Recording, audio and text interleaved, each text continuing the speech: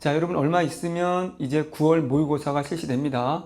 그렇다면 이 짧은 기간 동안 어떻게 하면 나도 1등급이 될 수 있을까라는 그 비법을 제가 소개해 드리고자 합니다. 우리는 보통 국어라는 과목이 아무리 해도 오르지 않는 과목으로 인식하고 선천적으로 잘하는 친구가 따로 있다라고 생각합니다.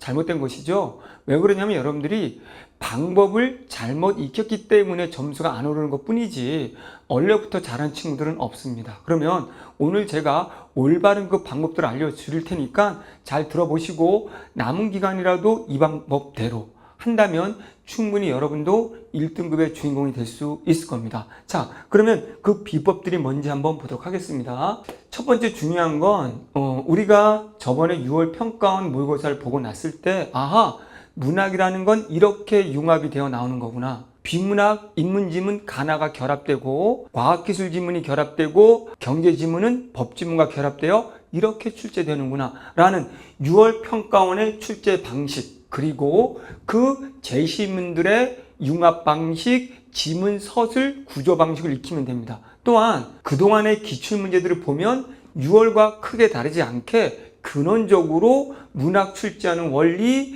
비문학 글이 전개되는 원리, 이런 글의 구조에서는 이런 문제가 출제된다. 문학에서 선택지 만드는 방법, 이런 것들을 철저하게 익힐 때 여러분들이 6월에 작품을 딛고 9월에 잘 볼 수가 있게 되는 겁니다. 그러니까 철저하게 여러분들이 이제 지금쯤 되면 이것저것 모의고사 쫓아다니면서 풀고 있습니다. 굉장히 슬픈 일이죠. 그 모의고사 절대 나오지 않습니다. 어떤 모의고사를 푸냐가 중요한 게 아니고 어떻게 푸느냐, 기존의 수능과 평가원 모의고사에서는 어떻게 출제됐는지를 정확히 파악하고 그 원리를 토대로 공부를 하는 것이 무엇보다 중요하다는 것이죠. 그렇기 때문에 다시 돌아가서 6평과 기출문제들을 다시 정리하고 분석하는 걸 1순위의 공부 방법으로 저는 추천을 드립니다. 자, 우리 영역별로 가보면 이제 비문학이죠. 그래서 국어라는 건 80분 동안 45문제를 풀어야 되는데 화법작문도 지문 3개로 구성된 읽기고요. 이제 문법도 긴 보기가 주어져서 읽어야 되는 거고요. 문학도 역시 지문 읽어야 되고 보기라는 비문학을 읽어야 되고, 비문학은 그 자체로 우리가 읽어야 되는 힘이죠. 그렇다면 우리 학생들이 시험 문제가 국어가 쉽게 나와도 1등급이 90대 초반이나 80점대 후반, 90 초반, 80점대 초반, 70점대 초반으로 등급이 영어처럼 나눠지는 이유는 딱 하나입니다. 시간 내에 스스로 빠르게 끝까지 읽지 못하기 때문이죠. 그러면 국어의 성적을 올리는 첫 번째 또 방법은 뭐냐면 여러분들이 독해력을 올리는 겁니다. 글을 읽어내는 힘. 제가 좀 전에 말씀드린 것처럼 모든 영역은 다 독서 영역입니다. 그렇다면 여러분들이 매일 일단은 눈 뜨면 독서 영역부터 3-4개의 영역을 읽고 시작하는 거죠. 이 읽기 원리를 가지고 문학을 하고 보기를 읽고, 이 읽기 원리를 가지고 화법작문을 읽고, 이 읽기 원리를 가지고 문법지문을 읽는 거예요. 더 나아가서는 이 읽기 원리를 토대로 영어를 보고 이 읽기 원리를 토대로 다른 탐구 영역을 보면 되는 겁니다. 그만큼 읽기가 굉장히 중요하고 읽기의 속도를 높이는 게 굉장히 중요합니다. 그래서 짧은 기간이고 또 수능까지 우리가 1등급을 갈 수 있는 방법은 딱 하나 꼽으라면 기출문제를 가지고 독해력을 향상하는 데 집중하는 거예요. 그래서 같은 지문을 여러 번 구조로 찾기 위해서 미시적인 것이 아니라 하나하나의 문장의 논리를 따지는 것이 아니라 전체 맥락 속에서 추론해 나가면서 기준이 되는 문장 토대로 나머지 문장을 추론, 선별해가면서 읽어가는 힘을 잃는 것이 무엇보다 중요합니다. 그래서 여러분들이 지금 문학 작품을 정리하고 있거나 비문학 아무 생각 없이 뜻풀이하고 있거나 라고 한다면 빨리 바꾸시기 바랍니다. 자, 그래서 구체적으로 제가 독서에 대한 설명을 해볼게요. 독서 영역의 읽는 방식은 우리가 서론을 보면 전체적으로 어떤 순서로 글이 전개된다는 걸 벌써 파악을 하고 있어야 돼요. 예를 든다면 요번에 6월 지문에서 가와 나 2개의 제시문이 나왔죠. 그러면 첫 문장 보면 그 2 제시문을 다 알게 돼요. 첫 문장을 봤더니 과거제는 세습제가 아니라 능력제 이렇게 돼 있단 말이죠. 그러면 이 글은 2개가 나왔다는 건 서로 동일한 공통점의 화제를 가지고 서로 다른 차이점을 이야기하겠네? 그러면 첫 번째 지문은 과거제의 능력주의고, 나는 안 봐도 능력주의 한계로서의 세습제 벌써 다 읽은 거예요. 그런 식으로 서론만 봐도 첫 문장만 봐도 그 다음에 이어질 내용이 무엇인지를 선별해야 된다는 거예요. 속도가 빨라지는 것은 벌써 무엇이 나올 줄 알기 때문에 이 기준에 해당하는 핵심이 무엇인지를 알기 때문에 뒤에 이어지는 문장에서 필요한 문장과 아닌 문장을 걸러낼 때 빠르게 읽어가는 거거든요. 안 그러면 속도가 나지 않습니다. 속도 높이는 방법, 기준이 되는 문장을 찾아라. 첫 단락은 전체 글의 기준, 각 단락의 첫 문장은 나머지 그 단락 안에서의 뒷받침 문장들의 기준이 된다는 거죠.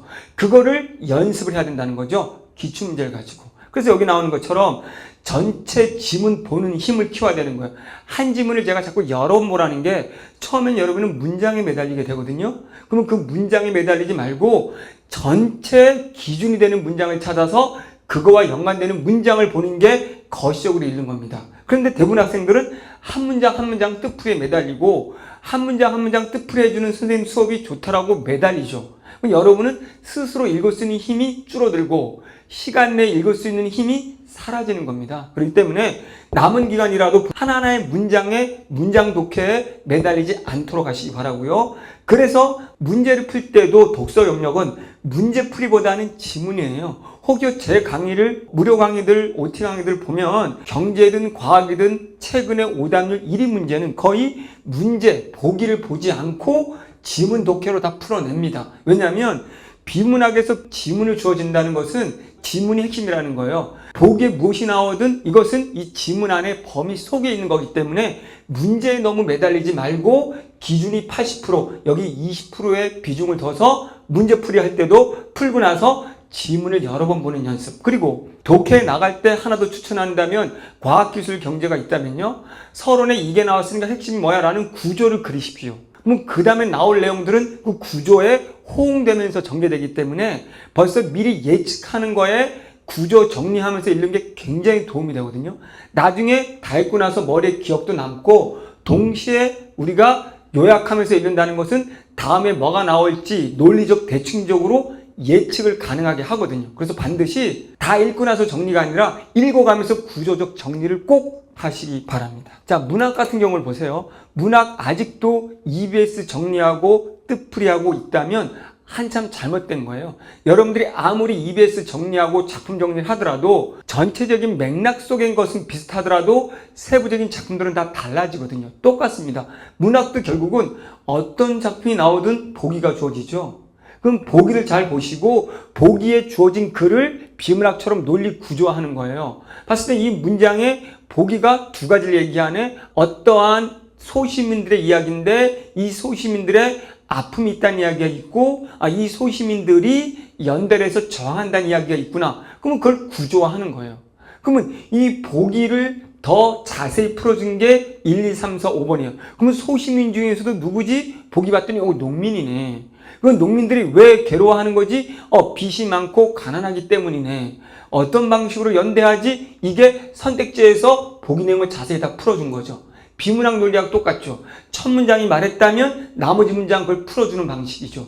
그럼 보기가 말해줬다면 그 보기의 내용이 이 작품의 핵심이고 핵심을 더 자세히 풀어준 게 선택지라는 거죠. 그러면 이제 앞으로 남은 기간 동안 할 거는 문학은 그게 시든 고전이든 소설이든 상관없이 무조건 보기라는 게 주어지죠. 단적인 예로 고전시가를 본다면 고전시가 문제의 보기는 순수 현대 비문학 글입니다. 선택지조차 그렇죠. 그러면 이렇게 현대어로 다 풀어준 걸 가지고 핵심을 잡아서 우리가 역으로 지문을 해석해 나가면 되는 거거든요. 그러면 기준을 알기 때문에 고어나 한자가 나와도 X, Y라고 취하는 상태에서 풀어가면 됩니다. 수능은 내신하고 다르기 때문에 절대적으로 하나의 단어, 하나의 의미를 묻지 않거든요. 그 단어가 갖고 있는 보기를 기준으로 한 전체적인 맥락을 묻는 거거든요. 자, 문학이라는 게 반드시 보기가 주어지는 이유는 50만 학생들이 똑같이 해석할 수 있는 기준을 주어지는 거예요. 그러면 아까 독서하고 똑같죠?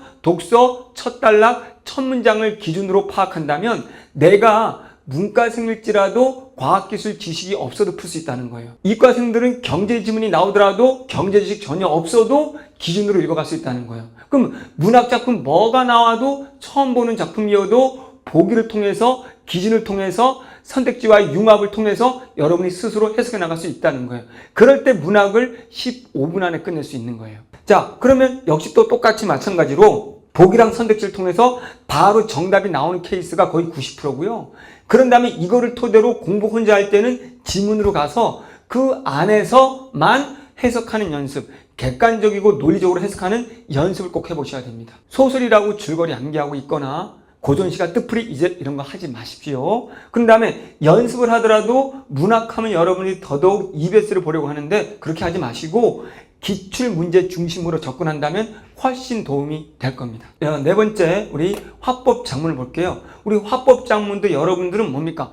독서와 동일한 원리입니다.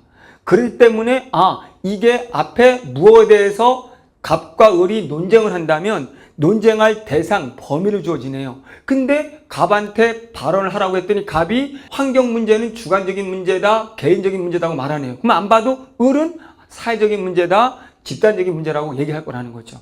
그럼 이게 왜 주관의 이유지? 주관적인 이유는 환경이라는 것은 인간 중심이기 때문에. 그럼 이제 을은 됐네요. 아니야, 자연 중심이야. 벌써 서론을 보면 어떤 것들로 논쟁을 하고 어떻게 전개될지를 쉽게 예측을 할 수 있는 거예요. 그러면 화법 작문은 비문학보다 훨씬 내용이 쉽기 때문에 굉장히 빠른 속도로 풀 수가 있거든요. 근데 그런 논리가 없이 무조건 빠르게만 쉽다고 풀려고 하다 보니 주관이 들어가서 한두 개 놓치게 되는 거예요. 그래서 철저하게 화법 작문도 논리적으로 읽어가는 연습을 반드시 해서 쉽지만 틀리지 않는 그런 문제가 되시기 바랍니다. 자, 이렇게 해서 제가 모두 다 설명을 해드렸습니다. 문법은 따로 설명하진 않았지만 문법도 여러분들이 하나하나의 사례들을 암기하거나 문법적 용어들을 암기하는 것이 아니라 문법의 근원적인 원리가 있어요. 어떻게 만들어졌고 어떻게 봐야 되는지. 예를 들어 의문론이라면 의문론이란 바로 음절의 종성과 뒷음절의 초성, 이 두 관계가 서로 어떻게 영향을 줘서 어떻게 변화되지 그 과정을 보는 거예요. 그런 식으로 그런 개념들을 이해해야지 유마, 비유마가 뭔지를 암기하고 사례를 암기하는 건 죽은 문법 공부거든요. 그렇게 해서 문법도 역시 그 개념을 다시 한번 여러분들이 강의를 듣거나 돌려보면서 그것을 기출문제 적용하는 방식으로 공부를 하고 기출문제 적용하는데 잘 안 되면 다시 기본으로 돌아오는 방식으로 공부를 하면 여러분들 9월에 반드시 1등급 받으실 수 있을 겁니다.